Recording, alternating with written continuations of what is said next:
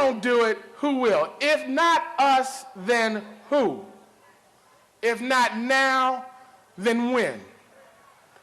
This is our heritage. This is our legacy. It's our responsibility to let our young people know what Juneteenth is about. So you're going to tell them it was 1865, almost 2.5 years after the Emancipation Proclamation was signed, when General Gordon Granger was dispatched to Galveston, Texas.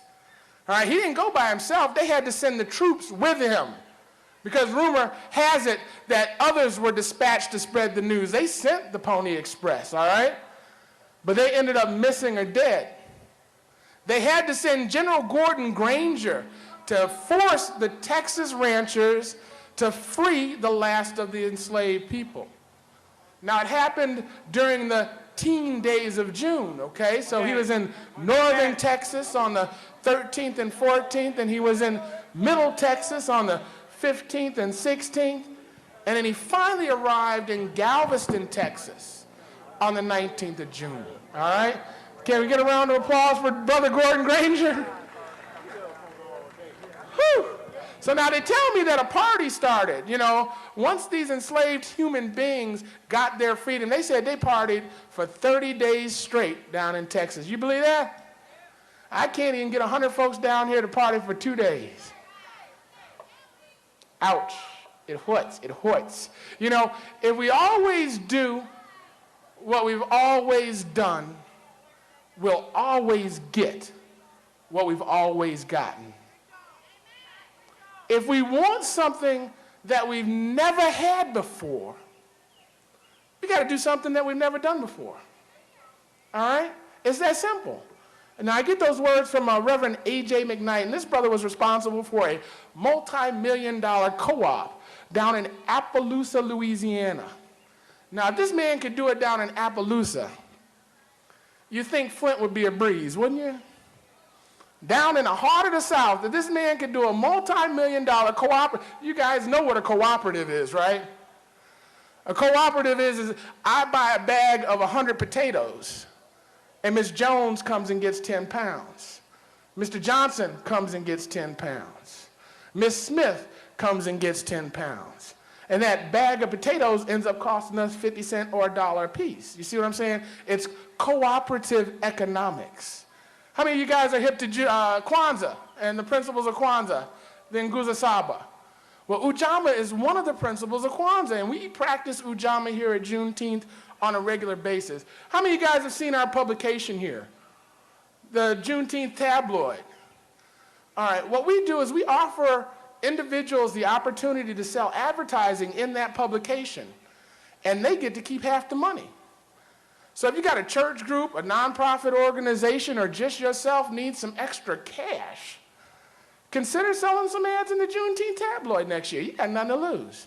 You can truly, truly join the village. You know, Booker T. Washington said it best, and he said, in all things purely social, we can be as separate as the fingers, yet one as the hand in all things beneficial to our mutual progress.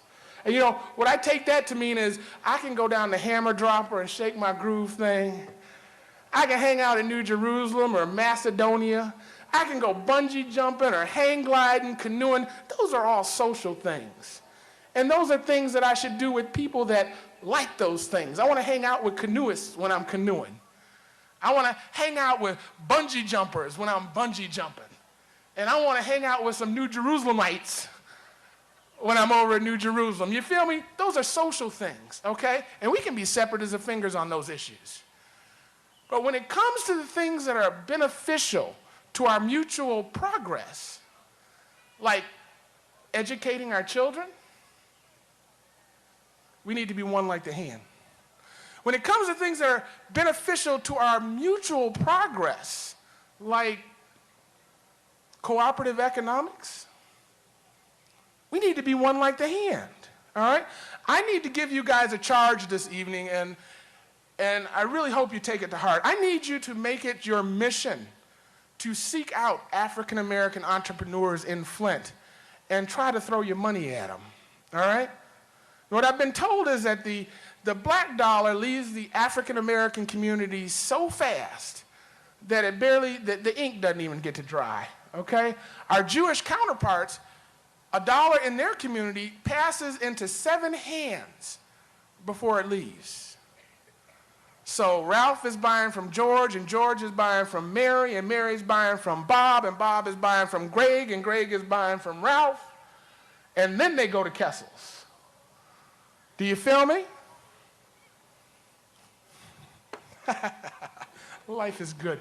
Where are my ribbon people? Where are my ribbon people? Where are the Carriage Town kids? Do I see them out there? Yeah, they are. Where are they? All right. Listen, these individuals, these young men and these young ladies have been helping me out tremendously over the weekend. You can stay right there, Marcus. Go on and stay right there, save you a run. Raise your hand, shake your hands. Now, we've had a lot of sponsors. We got some great sponsors this year. The Greater Flint Arts Council. Can you get a round of applause for the Greater Flint Arts Council? Yay! They really hooked us up this year. The Ruth Mott Foundation, they didn't only hook us up this year, but they hooked us up for next year. They gave us a 2-year grant, and we didn't even ask for it. You hear me? All right. They love what we're doing, all right?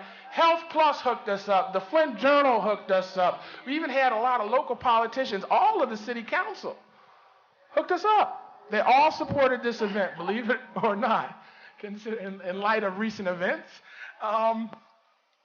So these gentlemen and these ladies are selling what we call freedom ribbons, and they're asking for a donation. And we started selling these things about 10 years ago, and we did it in honor of the children who were massacred in the Soweto massacre. You guys you know about the Soweto massacre, right?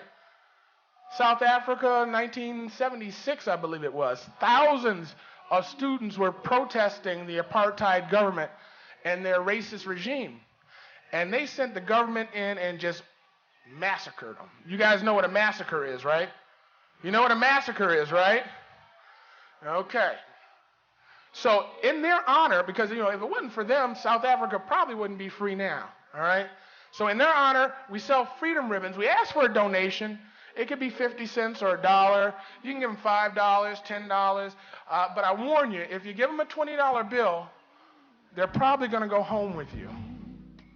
Okay? So be careful. I want to thank each and every one of you for coming out, and I want to remind you that it's not over.